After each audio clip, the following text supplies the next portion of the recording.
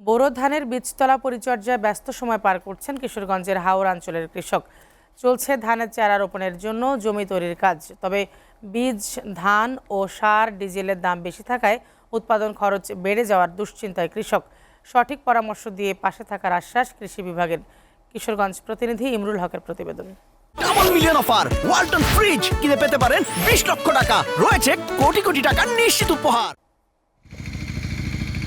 কিশোরগঞ্জের হাওড়াঞ্চলের কৃষকরা এখন ব্যস্ত সময় পার করছেন বোরো ধানের বীজ তোলার পরিচর্যায়। নিয়ম করে সনাতন পদ্ধতিতে বীজ তলায় দিচ্ছেন পানি, দিয়ে যাচ্ছেন সার, কীটনাশকও। এতে করে বীজতলা ইতিমধ্যেই সবুজে সবুজে একাকার। চলতি মৌসুমে হাওরের পানি সঠিক সময়ে নেমে যাওয়ায় ধানের চারা রোপণের জন্য জমি তৈরি করারও ধুম লেগেছে।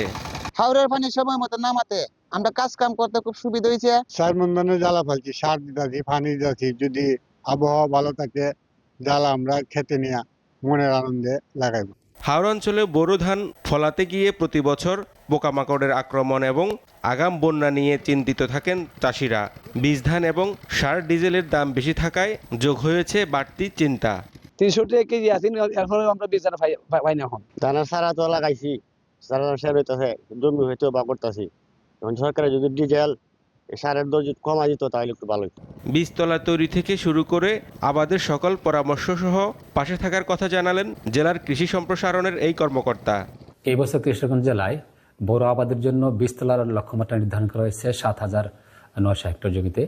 কৃষকগণ প্রতিনিয়ত বীজতলা পরিচর্যা করছে এবং আমাদের উপসাগরীয় কৃষি অফিসারগণ কৃষকদের পাশে থেকে কীভাবে বীজতলা পরিচর্যা করতে হয় তাদেরকে সেই বিষয়ে পরামর্শ দিচ্ছেন।